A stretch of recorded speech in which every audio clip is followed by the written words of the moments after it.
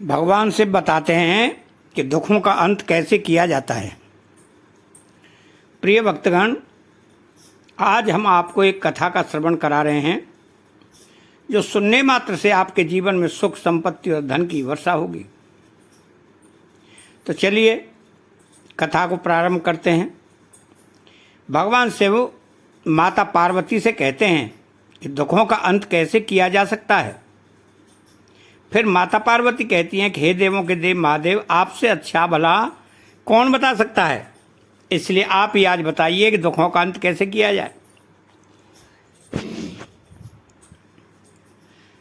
फिर भगवान शिव कहते हैं कि हे देवी, आज मैं आपको एक कथा सुनाने जा रहा हूँ, कृपया इसे ध्यान से सुनिएगा।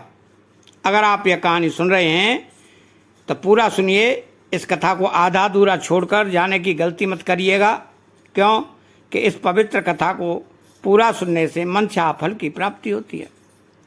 इसलिए इस कथा को पूरा सुने। आप शिव भक्त हैं तो भोलेनाथ का अनादर ना करें। एक बार संध्या के समय वीरपुर के राजा चंद्रभानु सिंह जंगल से शिकार खेलकर अपने राज्य को वापस लौट रहे थे। तभी रास्ते में उन्होंने देखा कि एक बालक जलती हुई चिता के पास खड़ा था। बालक को देखकर राजा अपने घोड़े से उतरे और बालक के नज़दीक जाने लगे। जब राजा उस बालक के नज़दीक पहुँचे तो बालक कह रहा था कि माँ, मैं तुम्हारी सौगंध खाकर कहता हूँ कि मैं एक दिन बहुत बड़ा आदमी बनकर तुम्हारे सपनों को पूरा करूँगा। राजा उसके बिल्कुल नज़दीक पहुँच गए और पूछा, बेटा तुम कौन हो? तो बालक ने कुछ घबरा कर कहा। तो राजा ने कहा कि आप डरो नहीं, मैं वीरपुर का राजा हूँ। अभी तुम अपनी माँ की चिता के पास बहुत बड़ा आदमी बनने की सौगंध खा रहे थे। क्या मैं जान सकता हूँ कि सुनसान जंगल में तुम अपनी माँ की चिता के पास अकेले क्यों खड़े हो? तुम्हारे बाकी संबंधी और रिश्तेदार कहाँ हैं? महाराज, मेरी माँ और मैं इस जंगल में अकेले ही रहते थे, लेकिन मेरी माँ ने मरते समय मुझे बताया कि मेरे दादा अलीगढ़ के धनी सेठ करोड़ीमल थे। मेरी माँ और पिताजी का प्रेम विवाह हुआ था और चूंकि मेरी माँ एक बहुत ही गरीब परिवार से थी, इसलिए मेरे दादाजी उन्हें पसंद नहीं करते थे। विवाह के कुछ दिनों के बाद ही बगीचे में घूमते हुए मेरे पिताजी को सांप ने काट लिया और उनकी मृत्यु हो गई। इस पर मेरे दादा दादी ने मेरी माँ को अपशकुनी और मनहूस यह कहते हुए कि उनके आने से ही मेरे पिता की मृत्यु हो गई और उन्होंने मेरी माँ को घर से निकाल दिया। जब वह गर्भवती थी उस समय वह जंगल में आई और यहाँ एक झोंपड़ी बनाकर रहने लगी। यहीं मेरा जन्म भी हुआ। मेरी माँ ने मरते समय मुझसे कहा था कि मैं किसी तरह से गरीबी के जीवन से बाहर निकलूं और धनवान बनने के योग्य बनूं। महाराज, यह शब्द कहते ही मेरी माँ के प्राण निकल गए। मेरी माँ के जीवित रहते हुए मैं उनसे बड़ा आदमी बनने का वादा नहीं कर पाया था, इसीलिए उनकी चिता के समीप खड़ा होकर इस समय बड़ा आदमी बनने की माँ की आत्मा से वादा कर रहा था। महाराज, बेटा, बड़ी ही दुख भरी कहानी है तुम्हारी। इस वन में रहकर तुम बड़े आदमी कैसे बन सकते हो? अच्छा ये बताओ, हमारे साथ हमारे राज्य में चलना चाहोगे? बच्चे ने कहा, आपके साथ महाराज। राजा ने कहा, हम तुम्हें पढ़ा लिखा कर बड़ा आदमी बनने में तुम्हारी मदद कर सकते हैं, इस बात का हम तुमसे वादा करते हैं। तब तो मैं आपके साथ बड़ी खुशी से चलने को तैयार हूँ महाराज। और फिर वह राजा के साथ उनके राजमहल की तरफ चल दिया। राजमहल में पहुँचने पर रानी ने पूछा कि यह कौन है महाराज? महारानी, इसका नाम कालू है, आज से हमारे महल में रहकर शिक्षा ग्रहण करेंगे। रानी मन में सोचने लगी, महाराज वीणा जाने कैसे कैसे नमूने उठाकर महल में ले आते हैं, इन्हें कौन समझाए कि यह महल है, कोई अनाथालय नहीं है। राजा ने अपनी रानी से पूछा, महारानी आप किस सोच में पड़ गई? कुछ नहीं महाराज, आप आज्ञा कीजिए। महारानी, आज से कालू तुम्हारी छत्र छाया में पलेगा। राजकुमार और राजकुमारी की तरह ही अब तुम्हें इसका ध्यान भी रखना पड़ेगा। रानी ने कहा, ठीक है महाराज, मैं आज से इस बच्चे का ध्यान मैं रखूंगी। उस रात कालू सोचने लगा कि उसकी कितनी अच्छी किस्मत है कि वह राजमहल में पहुंच गया। दूसरी तरफ महारानी सोच रही थी कि कालू को महल से निकालने के लिए मुझे कल कुछ तो करना ही होगा। अगले दिन राजकुमार, राजकुमारी और कालू को भोजन परोसा गया। उस दिन राजकुमार और राजकुमारी को सोने की थाली में खाना दिया गया, जबकि कालू को पत्ते पर भोजन परोसा गया। इससे कालू नाराज हो गया और कहा कि वह पत्ते पर खाना नहीं खाएगा। रानी ने पूछा, क्या वह पत्तल पर भोजन नहीं कर सकता? कालू ने जवाब दिया कि वह खा सकता है, लेकिन उसे यह भेदभाव पसंद नहीं था आया, क्योंकि अन्य लोगों को सोने की थाली में खाना परोसा गया था। तो रानी ने कहा कि अगर वह राजाओं और महाराजाओं की तरह खाना चाहता है तो खाए, वरना ना खाए। कालू ने कहा कि वह तब तक नहीं खाएगा जब तक कि उसे सम्मान के साथ सोने की थाली में भोजन नहीं परोसा जाता। इससे नाराज होकर कालू महल से चला गया और उसी जंगल की ओर लौट गया जहाँ से वह आया था। जब महाराज महल में आए और उन्हें पूरी घटना का पता चला तो उन्होंने रानी से पूछा कि कालू को सोने की थाली में भोजन क्यों नहीं परोसा गया। रानी ने कहा कि वह कालू की परख करना चाहती थी, जिससे पता चला कि वह बहुत ही घमंडी और चतुर है। इसके सिवा उसके अंदर कोई भी विशेषता नहीं है। वह अपने जीवन में कुछ भी नहीं बन पाएगा। महारानी बेशक उसे पत्ते पर भोजन परोस कर तुम उसकी परीक्षा लेना चाहती थी, परंतु तुमने यह ठीक नहीं किया। वह अभी बालक है, उसे अपमान महसूस हुआ होगा, कहीं वह महल से चला न जाए। महाराज महल का सुख वैभव छोड़कर वह कैसे जा सकता है? राजा तुरंत कालू को महल में ढूंढने लगे, परंतु उन्हें महल में नहीं मिला। राजा ने सोचा कालू अवश्य ही जंगल में अपनी झोपड़ी में चला गया होगा। मुझे तुरंत वहां जाकर उस बेसहारा बालक को वापस महल में लेकर आना चाहिए। राजा अपने घोड़े पर सवार होकर जंगल की तरफ निकल पड़े। इधर जब कालू वापस जंगल में आ गया तो गंगा नदी के किनारे त्रिकूट नाम से एक विशाल वन था, जिसका कोई दूसरा छोर नहीं था। वहीं पर ब्रह्म ऋषि नाम का एक साधु रहते थे। वो बहुत ही करुणामय थे।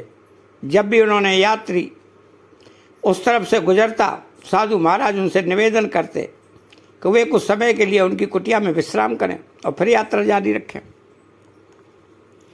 यात्री उनके निवेदन को स्वीकार कर लेते और उनकी कुटिया में आराम करते। बाद में यात्री उन्हें प्रणाम करके अपने रास्ते निकल जाते।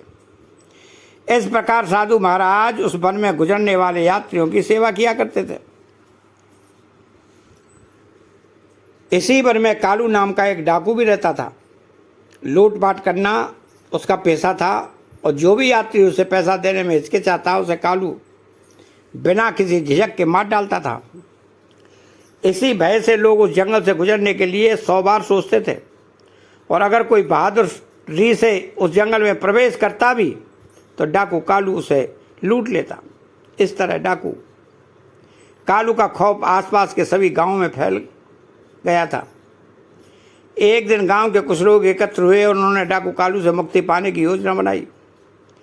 एक व्यक्ति ने कहा कि कालू डाकू का आतंक दिन प्रतिदिन बढ़ता जा रहा है, हमें उससे कुछ भी करके निपटना चाहिए। एक ने कहा, भाइयों, संगठन में बहुत ही शक्ति होती है, यदि हम सब मिलकर उस पर धावा बोल दें तो कैसा रहेगा? इससे तो हम सहज ही उसे अपने कब्जे में ले लेंगे, तब हम उसकी गर्दन काट कर उसे मार देंगे। दूसरे ने कहा, विचार तो तुम्हारा बहुत ही उत्तम है, तो फिर देरी किस बात की? आज ही कालू डाकू का पर धावा बोल दिया जाए। उसी समय सभी लोग अस्त्र शस्त्रों से लैस होकर चित्रकूट जंगल की ओर चल पड़े। वन में पहुंचकर वो कालू डाकू को ललकारने लगे। कहाँ छिपा हुआ है डाकू कालू? बाहर निकल, देख आज हमें तू लूट नहीं पाएगा।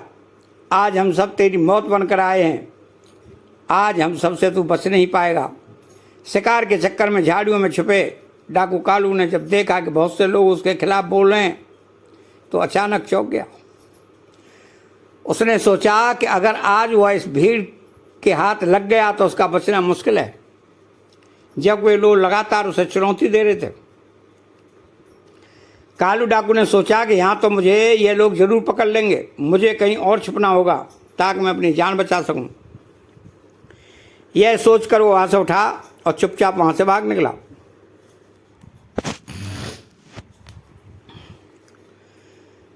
जल्दी ही उसे साधु की कुटिया दिखाई दी। उसने सोचा कि मुझे इस कुटिया में शरण लेनी चाहिए। वह कुटिया के समीप पहुंचा तो बहुत ही हाँफ रहा था। साधु ने उसे देखा और कहा, कौन हो तुम? इस तरह से हाँफ क्यों रहे हो? और इस वीरान जंगल में तुम अकेले क्या कर रहे हो? साधु ने फिर से पूछा, कौन हो तुम? क्या घर से भाग कर आए हो? कालू ने कहा, नहीं ऋषिवर, ऐसी बात नहीं है। तब कालू ने ऋषि को अपनी राम कहानी सुनाई। तब ऋषि अर्थात साधु ने कहा, तो तुम बड़ा आदमी बनना चाहते हो? हाँ ऋषिवर, पर समझ नहीं पा रहा हूँ कि मैं बड़ा आदमी कैसे बनूंगा। ऋषि ने कहा, बेटा यहाँ पर रहकर तुम बड़े आदमी कैसे बन सकते हो? बड़ा आदमी बनने के लिए बुद्धि की आवश्यकता होती है और बुद्धि विद्या ग्रहण करने से आती है। कालू ने कहा, परंतु ऋषिवर, मैं विद्या कैसे प्राप्त करूं? मेरे पास तो शिक्षा ही तो कोई धन नहीं है, मुझे कौन पढ़ाएगा? ऋषि ने कहा, बेटा यह तुम सच्चे दिल से शिक्षा प्राप्त करना चाहते हो तो मेरे आश्रम में रहकर तुम विद्या प्राप्त कर सकते हो। फिर कालू ने किसी तरह से अपनी उखड़ी हुई सांसों पर काबू पाया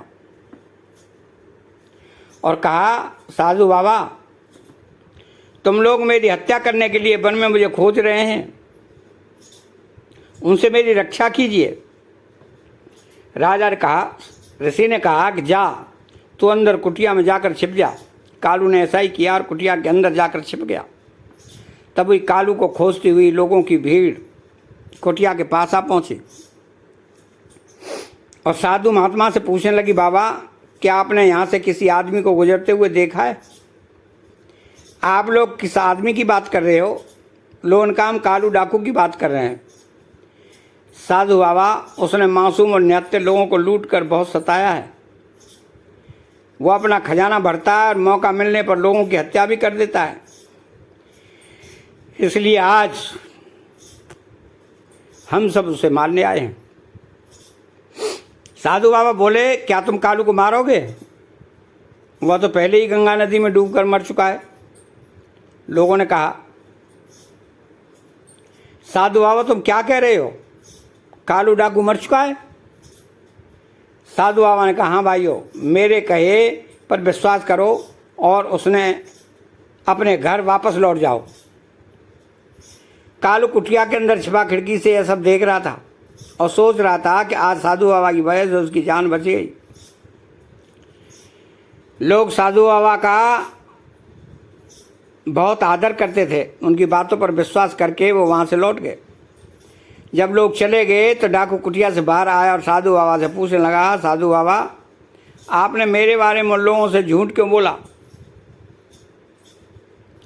मैंने उनसे क्या झूठ बोला था कालू? तुम्हारे अंदर का डाकू मर चुका था, इसलिए तुम डरकर मेरी मदद मांगने आए थे। साधु बाबा, आपकी बात सच है। साधु ने कहा, उनसे धन लूट कर तो अपना लोक और परलोक दोनों बिगाड़ रहे थे। इतना सब कुछ करने पर भी क्या तुम्हारे मन को शांति है? तुम निडर होकर अन्य लोगों की तरह जीवन गुजार सकते हो?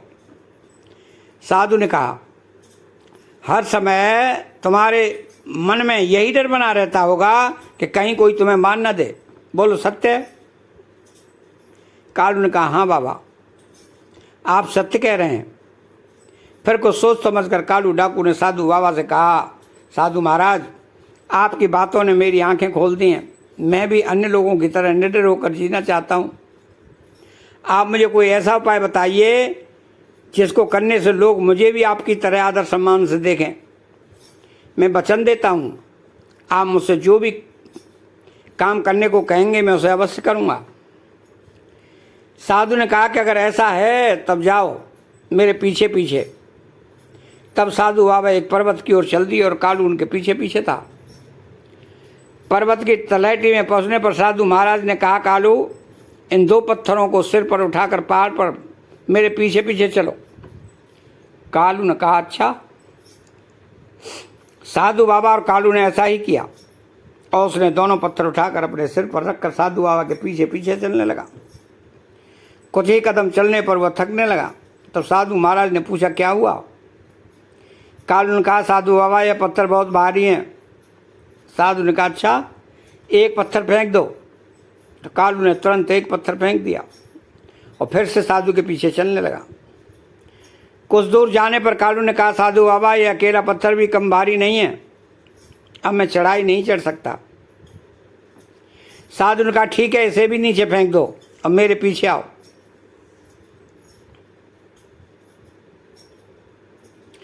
कालू ने दूसरा पत्थर भी फेंक दिया और साधु के पीछे पीछे पहाड़ पर चढ़ने लगा। अब वह आसानी से पहाड़ की चोटी पर पहुंच गया। वहां पहुंचकर कालू ने कहा, साधु बाबा आप मुझे यहाँ पर क्यों लाए हैं? तो साधु बाबा ने कहा, तुम्हें एक शिक्षा देने के लिए। देखो अब तक तुम्हारे सिर पर लूटमार और हत्या रूपी दो भारी पत्थरों का बोझ था, जो तुम्हें जनप्रिय रूपी पहाड़ पर चढ़ने नहीं देता था। इसलिए तुम एक काम करो, आज से लूटमार और हत्याएं करना बंद कर दो। जिन लोगों का धन तुमने आज तक लूटा है उन्हें वापस कर दो, तब जाकर तुम भी सब लोगों के प्रिय बन जाओगे। तभी सब जगह भले आदमी के रूप में तुम पहचाने जाओगे। कालू ने कहा, ठीक है साधु बाबा मैं ऐसा ही करूँगा। लेकिन मुझे यह पता नहीं था कि जिन लोगों से मैंने धन लूटा था वे कौन थे और कहाँ के निवासी थे। फिर साधु बाबा कहते हैं कि इसलिए तुम ऐसा करो कि चुराया हुआ धन गरीबों और भिखारियों में दो। ठीक है साधु बाबा मैं ऐसा ही करूँगा। कालू ने बाँट ऐसा ही किया और भेष बदल कर शहर में गया और अपने साथ लाए गए सारे धन को गरीबों और ज़रूरतमंदों में बांट दिया। धन बांटने के बाद कालू वापस वन में साधु बाबा के पास आया और बोला कि साधु बाबा मुझे अपनी शरण में ले लीजिए। मैंने अब तक कोई भी अच्छी बात नहीं सीखी है, मुझे ज्ञान से परिपूर्ण बातें सिखाकर मेरे जन्म को सार्थक बना दीजिए। कालू ने साधु बाबा से विनती की। साधु बाबा ने उसे अपना शिष्य बना लिया और कहा, कालू जहाँ तक हो सके हमेशा दूसरों की मदद करो। दूसरों की सहायता करना ही मानवता की सच्ची सेवा है और यही भगवान की सेवा भी है। कालू ने सच्चे दिल से साधु बाबा की सेवा की और उनके सानिध्य में 5 वर्ष बिताए। साधु बाबा की कृपा से वह अत्यंत ही बुद्धिमान और सच्चे चरित्र वाला बन चुका था। एक दिन साधु बाबा ने कहा, कालू आज तुम्हारी शिक्षा पूरी हो चुकी है। कालू ने उत्तर दिया, पर मैं आपकी शिक्षा का मूल्य कैसे चुका पाऊंगा? तो साधु बाबा ने मुस्कुराते हुए कहा, बेटा शिक्षा का कोई मूल्य नहीं होता, यह तो अमूल्य है। कालू ने शिक्षा प्रारंभ की और आश्रम के कामों में भी मदद करने लगा। वर्षों बीत गए और कालू युवा हो गया। एक दिन आशीर्वाद देते हुए साधु बाबा ने कहा, कालू आज तुम्हारी शिक्षा संपूर्ण हो चुकी है। मुझे गर्व है कि तुम मेरे सबसे योग्य और बुद्धिमान शिष्य हो। अपनी बुद्धि का प्रयोग करके तुम कठिनाइयों में भी सफलता प्राप्त कर सकोगे, यह मेरा आशीर्वाद है। अब तुम एक आदर्श पुरुष के रूप में परिवर्तित हो चुके हो। कालू ने पूछा, गुरुदेव अब मुझे क्या करना है? तो साधु बाबा ने उत्तर दिया कि कालू अब तुम युवा हो, तुम्हारे सामने पूरा जीवन पड़ा है, इसलिए अब तुम्हें कोई कार्य करके अपना जीवन यापन करना होगा। कालू ने निराश होकर कहा, गुरुदेव मैं तो एक डाकू के रूप में बदनाम हूँ, भला मुझ जैसे आदमी को कौन काम देगा? साधु बाबा ने सलाह दी, जाओ अपने बुद्धि के बल पर जीवन के कुरुक्षेत्र में सफल योद्धा बनकर उतर जाओ। कालू ने वीरपुर जाने का निश्चय किया। वीरपुर वो राज्य था जहाँ के राजा ने बचपन में उसे आश्रय दिया था, परंतु रानी ने उसे अपमानित करके निकाल दिया था। जब कालू वीरपुर पहुंचा तो उसने सुना कि वहाँ के मंत्री की आकस्मिक मृत्यु हो चुकी है और इसीलिए मंत्री का पद खाली पड़ा था। राजा के दरबार में आज मंत्री के खाली पद के लिए योग्य उम्मीदवार का चुनाव होना था। कालू दरबार में पहुंचा और जो कुछ हो रहा था उसे ध्यान से देखने लगा। उस समय राजा सिंहासन पर बैठे थे और सेनापति ने कहा कि महाराज, मंत्री की आकस्मिक मृत्यु से पद रिक्त हो गया है। यह पद अधिक दिनों तक खाली नहीं रहना चाहिए। राजा ने उत्तर दिया, आप ठीक कह रहे हैं सेनापति। परंपरा के अनुसार मंत्री का पद उनके पुत्र सारंग को सौंपा जाएगा। लेकिन कालू ने कहा, महाराज, समय के साथ पुरानी परंपराओं को बदलना ही समझदारी है। फिर एक युवक ने कहा, महाराज, मेरा नाम यश है और मैं मंत्री पद के लिए अपना नाम पेश करना चाहता हूँ। कालू ने अपना नाम यश बताया ताकि राजा चंद्रभानु सिंह उसे पहचान न सके। कई सालों के बाद राजा चंद्रभानु सिंह बूढ़े हो चुके थे। कालू ने कहा, महाराज, आप जैसे चाहें मेरी परीक्षा ले सकते हैं। यदि मैं आपकी कसौटी पर खरा उतरा तो ठीक है, वरना आप मुझे जो सजा देना चाहें दे सकते हैं। राजा ने कहा, युवक, तुमने जो सलाह दी है उसे हम तभी मानेंगे जब तुम हमारे द्वारा ली गई परीक्षा में उत्तीर्ण हो जाओगे। हम सारंग और तुम्हारी दोनों की परीक्षा लेंगे। जो भी इस परीक्षा में उत्तीर्ण होगा उसे हम वीरपुर का मंत्री बनाएंगे। तो राजा चंद्रभानु सिंह के आदेश पर सोने की म्यान में रखी 2 तलवार तुरंत राज दरबार में पेश की गई। राजा ने सारंग को एक तलवार दी और कहा, सारंग, तुम उत्तर दिशा में जाकर राज्य केसरपुर के राजा केसर सिंह को यह भेंट देकर आओ। फिर राजा ने यश कालू को दूसरी तलवार दी और कहा कि यश, तुम्हें पश्चिम दिशा के सीमावर्ती राज्य विशालपुर में जाकर राजा विशाल को यह भेंट पहुंचानी है। दोनों उसी समय तलवारें लेकर अपनी अपनी दिशाओं की ओर चल दिए। सारंग जब केसरपुर राज्य के दरबार में पहुंचा तो उसने राजा से कहा कि राजन, मैं वीरपुर के राजा चंद्रभानु सिंह द्वारा भेजा गया राजदूत हूं। हमारे महाराज ने आपके लिए सोने की तलवार उपहार स्वरूप भेजी है। राजा केसर सिंह ने तलवार की म्यान से उसे निकाला तो देखा कि तलवार की नोक पर लाल रंग लगा हुआ है। राजा ने पूछा, यह क्या? तलवार की नोक पर लाल रंग क्यों लगा है? इसका क्या अर्थ है? तो सारंग ने मन ही मन सोचा कि तलवार की नोक पर लगे इस लाल रंग का क्या मतलब हो सकता है, मैं नहीं जानता। फिर भी उसने राजा को जवाब दिया कि राजन, लाल रंग का रहस्य यह है कि या तो आप हमारे राजा की तलवार की शक्ति स्वीकार कर लें, वरना हमारे राज्य की तलवार आपके राज्य में खून की नदियां बहा देगी। राजा केसर सिंह ने अपने सेनापति को आदेश दिया, राजा चंद्रभानु सिंह ने हमें चुनौती दी है, आज से ही सेना का संगठन शुरू कर दो। हम जल्दी वीरपुर पर आक्रमण करने की योजना बना रहे हैं। यह सुनकर सारंग घबरा गया, वहां से चला गया। दूसरी ओर जब कालू से विशालपुर पहुंचा और वहां के राजा के सामने पेश हुआ तो राजा ने पूछा, राजदूत, इस तलवार की नोक पर लगा लाल रंग हमें समझ नहीं आ रहा है, इसका क्या मतलब है? कालू ने गहरी सोच में पड़ने के बाद कहा, महाराज, हमारे राजा आपका बहुत सम्मान करते हैं। यह तलवार उसी सम्मान का प्रतीक है। तलवार की नोक पर लाल रंग लगाने का मतलब है कि हमारा राजा और उसका राज्य आपकी मित्रता के लिए किसी भी हद तक जा सकते हैं। राजा ने खुश होकर कहा, बहुत अच्छी बात है, मैं आपके राजा की इस मित्रता की तलवार को स्वीकार करता हूँ और उनका हार्दिक धन्यवाद करता हूँ। मैं भी पूरी कोशिश करूँगा कि आपके राजा का सच्चा मित्र बनूं। मेरा तन मन हमेशा उनके लिए समर्पित रहेगा। इसके बाद राजा ने कहा कि राजदूत, मैं आपके राजा को सेना की एक टुकड़ी और कुछ बहुमूल्य उपहार भेंट कर रहा हूँ। कालू ने धन्यवाद कहा और वो सेना की उस टुकड़ी और बहुमूल्य उपहारों के साथ वीरपुर की ओर चल पड़ा। इधर केसरपुर की सेना ने हरिनगर की ओर कूच कर दिया। सारंग और यश दोनों ही वीरपुर में पहुंचे। तब राजा ने कहा, कहो सारंग, केसरपुर के राजा ने तुमसे क्या कहा? तलवार की नोक पर लगे हुए लाल रंग का तुमने उन्हें क्या अर्थ बताया?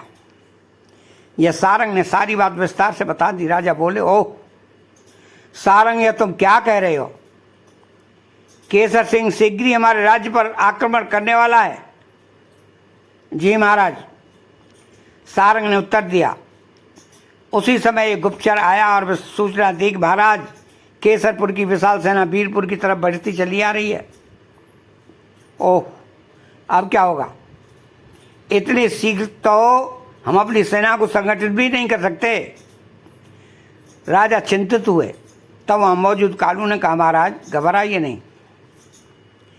जब मैंने विशालपुर के राजा को तलवार की नोक पर लगे हुए लाल रंग का विषय में जानकारी दी तो उन्होंने खुश होकर अपनी सेना की एक टुकड़ी मेरे साथ रवाना कर दी।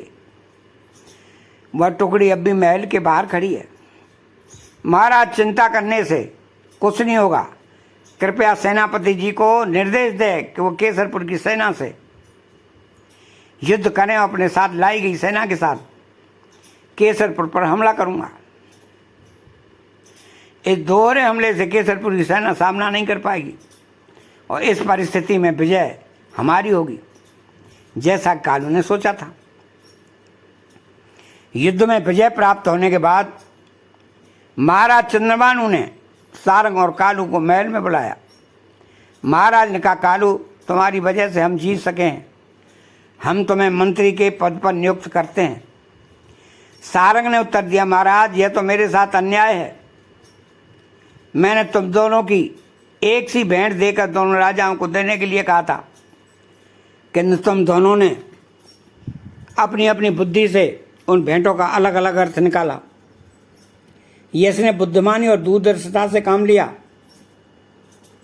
जबकि सारंग, तुमने अपनी मूर्खता से केसरपुर के राजा को सदैव के लिए हमारा दुश्मन बना दिया। तब बताओ, हम तुम्हें वीरपुर का मंत्री बनाए या यश को? सारंग ने कोई जवाब नहीं दिया और सिर झुकाकर चुपचाप दरबार से निकल गया। तब महाराज ने घोषणा की कि हम यश को वीरपुर का मंत्री नियुक्त करते हैं। इसके बाद उसी रात को यश के मंत्री बनने के सम्मान में उसे राजमहल में भोजन के लिए आमंत्रित किया गया। तब महारानी ने स्वयं अपने हाथों से यश को भोजन परोसा। मंत्री बने हुए यश ने कहा, क्षमा करें महाराज, मैं भोजन इस चांदी की थाली की उपेक्षा सोने की थाली में करना पसंद करूंगा। पर ठीक है, हम उसका भी प्रबंध किए देते हैं। तो महाराज ने कहा, जब कालू को सोने की थाली में भोजन परोसा गया तो उसने कहा कि देखिए महारानी जी, वह दिन आ ही गया जिसके बारे में आपने कभी मना किया था। महारानी ने पूछा, आप क्या कह रहे हैं मंत्री जी? तो मंत्री ने उत्तर दिया, महारानी जी, याद कीजिए कि आज से 15 वर्ष पूर्व आपने कालू नामक बालक को पत्ते पर भोजन परोसा था। महारानी बोली, ओह हाँ, याद आया। उस दृढ़ बालक ने तब उस भोजन को खाने से मना कर दिया था और कहा था कि वह तभी इस महल में भोजन करेगा जब उसे सोने की थाली में भोजन परोसा जाएगा। महारानी ने पूछा, लेकिन आपको यह बातें कैसे पता हैं? कालू ने उत्तर दिया कि मैं वही बालक जय हूं। महारानी जी, तब राजा चंद्रभानु सिंह ने महारानी से कहा कि देखो महारानी जी, जिस बालक को आपने अहंकारी समझा था वह आज इस राज्य का मंत्री है। मंत्री ने कहा, राजन, यदि महारानी जी ने मुझे उस समय तिरस्कृत नहीं किया होता तो शायद मेरे मन में ऊंचाइयों को छूने की तीव्र इच्छा नहीं जगती। मैं तो महारानी जी का एहसानमंद हूं। यह सुनकर महारानी ने कहा, यह तो आपकी विनम्रता है। इस तरह मंत्री ने कुशलतापूर्वक मंत्री का पद संभाला। फिर एक दिन राजा चंद्रभानु सिंह ने कालू को एक पत्र दिया और कहा कि तुम ऊधमपुर राज्य जाओ, वहाँ चोरी छुपे काफ़ी बढ़ गई हैं। कृपया तुम जाकर अपने विवेक से उस राज्य को चोरों से मुक्त कराओ, क्योंकि वहाँ के राजा ने मुझे पत्र लिखकर सहायता के लिए कहा है। फिर कालू ऊधम सिंह की दिशा की ओर चल पड़ा और एक दिन और एक रात चलकर वहाँ पहुँच गया। वह राजा शशिकांत सिंह के पास गया और बोला, राजा चंद्रभानु सिंह ने आपके नाम ये पत्र भेजा है। राजा ने पूछा, ओह, राजा चंद्रभानु जी ने मदद के लिए तुम्हें भेजा है? कालू ने से पत्र लेकर फिर राजा ने वह पत्र पढ़ा जिसमें लिखा था, यह पत्र लेकर जो व्यक्ति आपके पास आ रहा है वो 5 वर्ष से मेरे पास मंत्री के पद पर है। मेरे साथ 5 वर्ष बिताने के बाद अब उसका मन पूरी तरह से साफ हो गया है और मेरी शिक्षा से उसकी बुद्धि तीव्र हो गई है। इसलिए मैं चाहता हूँ कि आप इसे अपनी विशेष सलाहकार नियुक्त कर लें। राजा हितैषी, आपका हितैषी राजा चंद्रभानु सिंह। पत्र पढ़ने के बाद राजा सोचने लगे कि आदमी एक समय में ख्यात डाकू रहा है और फिर एक राज्य में मंत्री रहा है, क्या इसे विशेष सलाहकार जैसे महत्वपूर्ण पद पर नियुक्त करना ठीक रहेगा? परंतु तभी उनके दिमाग में दूसरा विचार आया। पूर्व में चाहे आदमी कुछ भी रहा हो, परंतु जब राजा चंद्रभानु सिंह जैसे अनुभवी राजा ने बताया तो निश्चय ही यह उपयोगी होगा। मन में यह विचार आते ही उन्होंने कालू से कहा, तुम्हारा नाम क्या है? जी महाराज, मेरा नाम कालू है। कालू, आज से हम तुम्हें अपना विशेष सलाहकार नियुक्त करते हैं। ओह महाराज, तब तो मैं बड़ा ही सौभाग्यशाली हूँ। उस दिन राजा शशिकांत सिंह कालू के साथ राज दरबार में पहुँचे और उनसे कहा, कालू, आज से तुम यहीं पर बैठा करोगे। हे महाराज, कालू ने उत्तर दिया। कालू ने अभी अपना स्थान ग्रहण किया ही था कि तुरंत ही कुछ लोग अपनी शिकायत लेकर दरबार में आए। उनमें 3 पुरुष और एक वृद्ध महिला थे। एक पुरुष ने आगे बढ़कर महाराज से कहा, महाराज, इस बूढ़ी महिला ने हमारा सारा धन हड़प लिया है, कृपया न्याय करें और हमें हमारा धन वापस दिलवाएं। पहले हमें सभी विवरण बताओ, तब हम कोई निर्णय ले पाएंगे। महाराज ने कहा। इस पर वृद्ध महिला ने आगे बढ़कर कहा, महाराज, ये तीनों झूठ बोल रहे हैं। मैं शुरू से ही आपको पूरी बात बताऊंगी। और उसने अपनी कहानी सुनाना शुरू किया।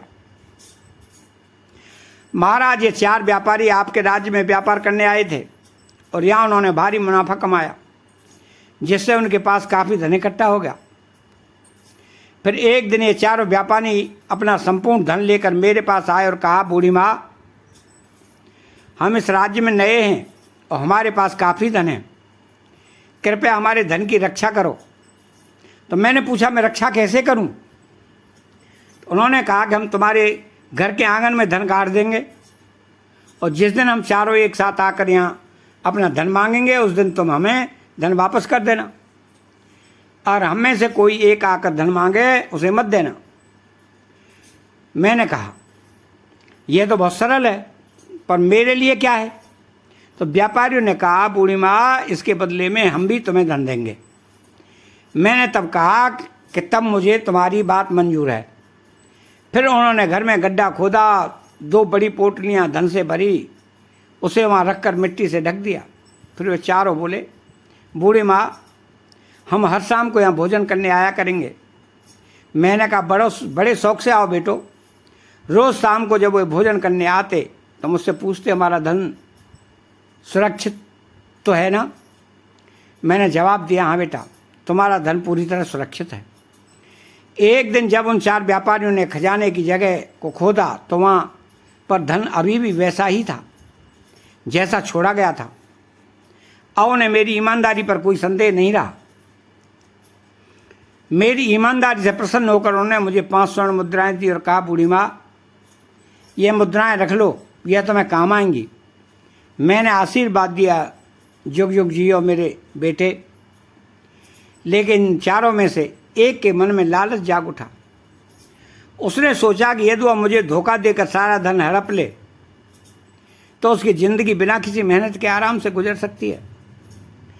एक दिन जब वे चारों व्यापारी घर के बाहर एक पेड़ के नीचे चौपट खेल रहे थे, तभी उनमें से एक ने दूसरे से कहा, तुम बूढ़ी माँ से जाकर कह दो कि वह जल्दी से खाना बना दे, बहुत भूख लग रही है।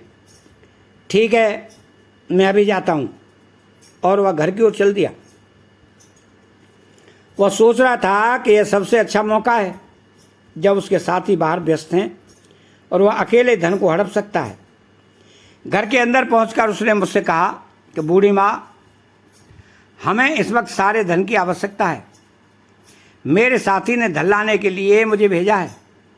तो मैंने कहा सारे धन की एक साथ तुम लोगों को इस समय की आवश्यकता पड़ी। तो उसने कहा कि अगर मेरी बात पर तुम्हें यकीन नहीं हो रहा तो तुम जाकर बाहर मेरे साथियों से पूछ लो। तब मैं दरवाजे पर आई और बाहर बैठे चौपड़ खेल रहे व्यापारियों से बोली, तुमने जैन से जो कहा है क्या वो ठीक है? उन्होंने कहा, हाँ बूढ़ी माँ ठीक है, परंतु जरा जल्दी कर दो। तब मैं घर के अंदर आई और बोली, तुम्हारे साथी भी तुम्हारी बात का समर्थन कर रहे हैं, इसलिए गड्ढे को खोद कर तुम अपना धन ले जा सकते हो। वो व्यक्ति मन ही मन सोच रहा था कि उसकी चाल कामयाब हो गई। वो तेजी से गड्ढा खोदने लगा। बड़ी ही तेजी से उसने सारा खड्डा खोद दिया और धन के 2 बड़े बड़े थैले निकाल कर बाहर रख दिए।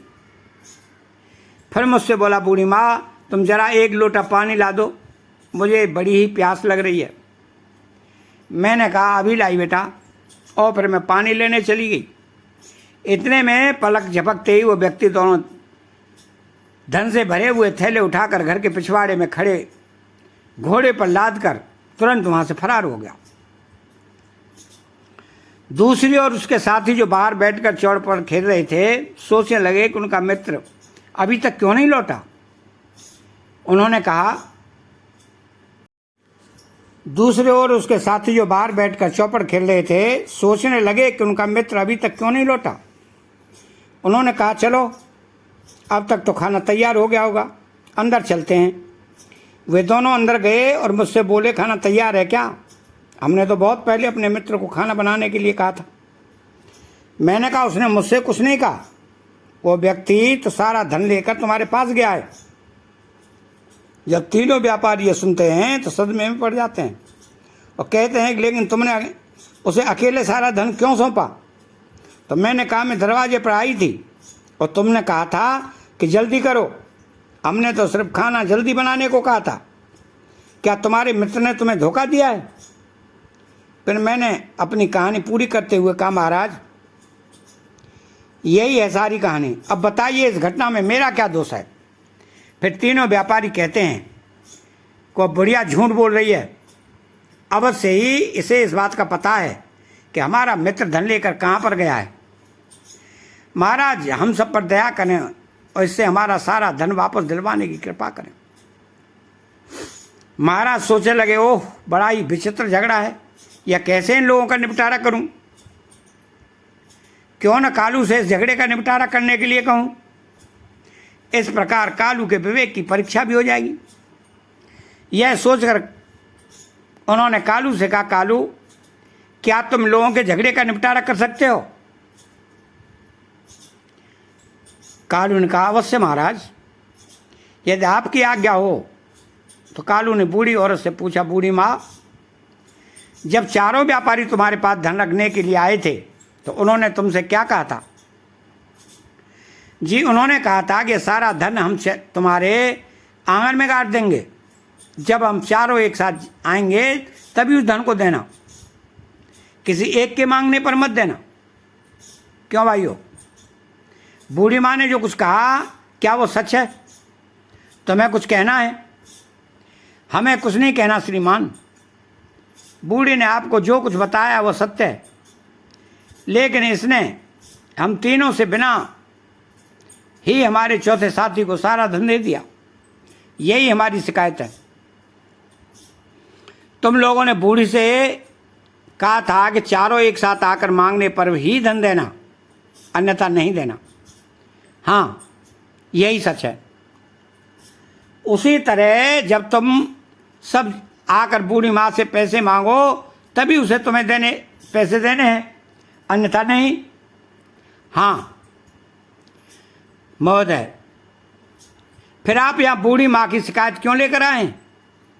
अपने चौथे साथी को साथ लेकर आओ और तब सभी मिलकर उससे अपने पैसे मांगो। यदि उस बूढ़ी माँ पैसे नहीं लौटा देती तब उसे दोषी माना जाएगा। तीनों व्यापारी इस बात पर विचार करने लगे कि इस व्यक्ति ने बड़ी चालाकी से हमें हमारे ही शब्दों में जाल में फंसा दिया है। तब बूढ़ी औरत ने कहा, बेटे तुमने सही फैसला लिया है, तुम लंबी उम्र पाओ। जब व्यापारी सिर झुकाकर वहाँ से जाने लगे तब कालू ने कहा, रुको, मुझे तुम तीनों पर शक हो रहा है। क्या कोई अपनी मेहनत से कमाई हुई धनराशि किसी अजनबी के घर में छुपाए धन की सुरक्षा के लिए और भी उपाय होते हैं? सच सच बताओ, तुम्हें यह धन कहाँ से मिला? महाराज, हमने व्यापार से यह धन कमाया है, यही सच है। बोले, सच बताओ वरना मैं तुम्हारी खाल में भूसा भरवा दूंगा। कालू ने कहा, नहीं महाराज, हम सच कह रहे हैं। वो बोले। कालू ने फिर कहा, जल्लादों को बुलवा लो, वे इनसे सच उगलवाएंगे। नहीं, जल्लादों को मत बुलवाओ, हम सच बताते हैं। वे बोले, तो बताओ सच क्या है? सच यह है कि हम चारों साथी एक चोरों का गिरोह थे और जो धन हमारा चौथा साथी लेकर फरार है वह धन भी चोरी से ही इकट्ठा किया हुआ था। तो महाराज ने कहा, ओह, तो तुम लोग चोर हो? जी महाराज। बोले। महाराज ने तुरंत आदेश दिया कि इन तीनों को कारागार में डाल दिया जाए और उस बूढ़ी औरत को पूरी इज्जत के साथ राजमहल से विदा कर दिया जाए। महाराज ने कालू से कहा, कालू, तुम परीक्षा में खरे उतरे हो, तुम्हें हमने अपना विशेष सलाहकार बनाकर उचित किया है। हमें इस फैसले पर सदैव गर्व रहेगा। उस दिन के बाद से राजा शशिकांत सिंह कालू से सलाह लेकर ही अपना प्रत्येक कार्य करते थे। फिर कालू जो डाकू था, अब वो दुनिया का सबसे बुद्धिजीवी कहलाने लगा। इतना कहकर भगवान शिव अपनी कथा समाप्त करते हैं। इस वीडियो को बोलते समय कोई त्रुटि हो तो मैं क्षमा चाहता हूँ। उम्मीद है कि आप सभी को यह वीडियो अच्छी लगी होगी। अगर आप शिव के सच्चे भक्त हैं तो चैनल को सब्सक्राइब और वीडियो को लाइक करके कमेंट में हर हर महादेव लिख दीजिए। बोलो हर हर महादेव।